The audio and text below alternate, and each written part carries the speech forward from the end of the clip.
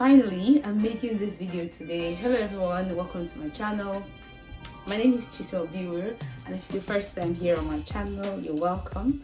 Today's video, I'm actually going to respond to a couple of questions I've gotten from my friends from Facebook and Instagram. So everyone wants to just know how much it costed me to move to the United Kingdom, and precisely I'm in Dundee, Scotland. So first things first, wow, this has been a long journey coming through. So first, I'd like to advise that if you want to resume studies this September, start on time, because when you start on time, it's actually easier. So first things first, you need to select the school that you would want to go to. After that, you put in your applications, get your WAEC ready, your passport ready, your transcript ready and set, and it depends on the course you might require to actually write an IELTS course. Okay, so let's move straight on to the video. I hope you keep it.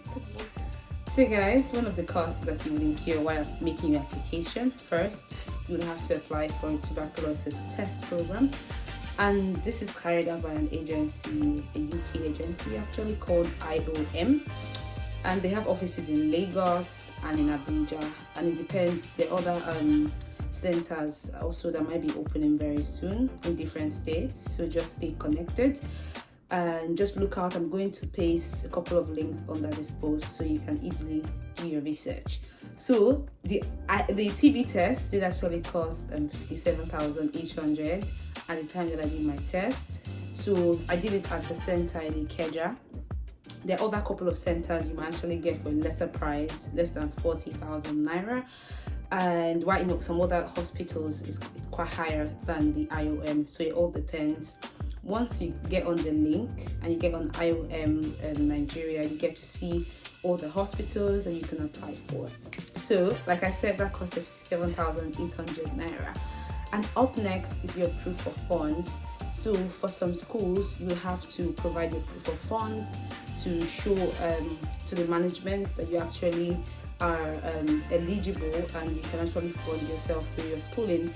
So this proof of fund comprises the cost of living, comprises both your school fees, your full tuition fees. So if, for example, you have a tuition of 16k or 17k and you pay about 4,000 or 5,000 or 6,000 pounds onto your account, so the remainder of that proof of funds, the remainder of your fees, then added to your total cost of living for your whole program. Like take for example, I had to pay my school fees, and part of my cost of living here in the UK made the whole bunch of my proof of funds.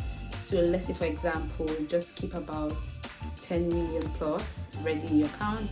Some schools might require that you show this proof of fund to the school management authority, and then you also have to keep the proof of funds in your account as part of the documentation for your visa application process. Up next is that you have to pay your deposit. So most schools now in the UK require that you pay a deposit of about £4,000 or £5,000, which you pay directly into the school account. So I paid that. I paid £4,000 before coming. Remember earlier on I mentioned I've paid 57,800 naira for my TB test, which I did at the IOM Ikeja, and then I paid a deposit of £4,000 before resuming my studies.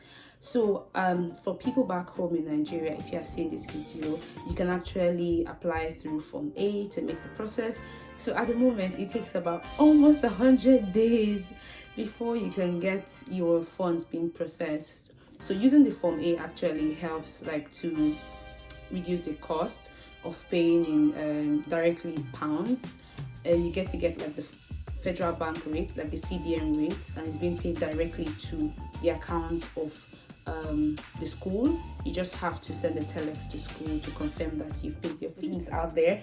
If it's your first time being on my channel, please like, please subscribe, and stay tuned. So I'm going on to the next point, which is IHS fee.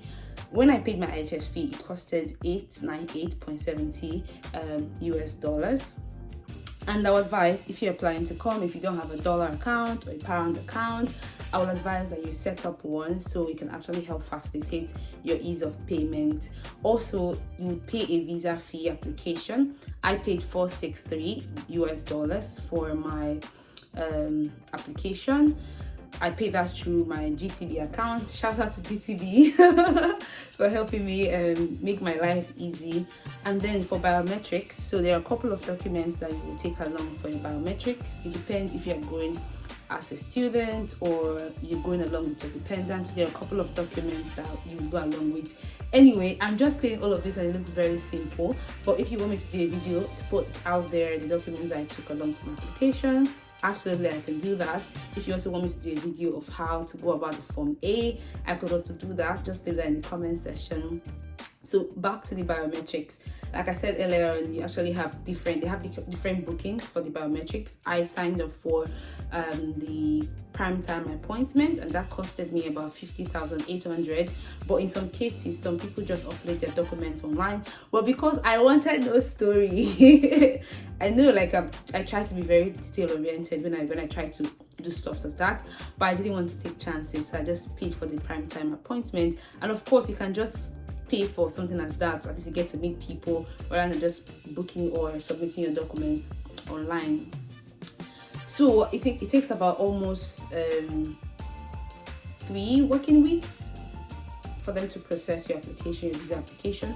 But if you want a fast track, you can pay for the priority or the super priority visa. I paid for the priority visa, so I paid extra £250. But the good thing about being a student of the University of Dundee is that they refund you £200. So you're just paying only £50 for extra priority visa. That depends on if you want your travel process. For example, if you book your flight and you want to get your visa decision on time. But mine took a very long time. Like, it took a very long time. So even the priority visa, I don't think I should have actually paid for that, because it took almost the time paying for a normal original visa application. So once you've got that sorted out and you've gotten your decision, I will advise, a couple of my friends actually booked their tickets earlier on, and I'm like, no, I'm just going to wait.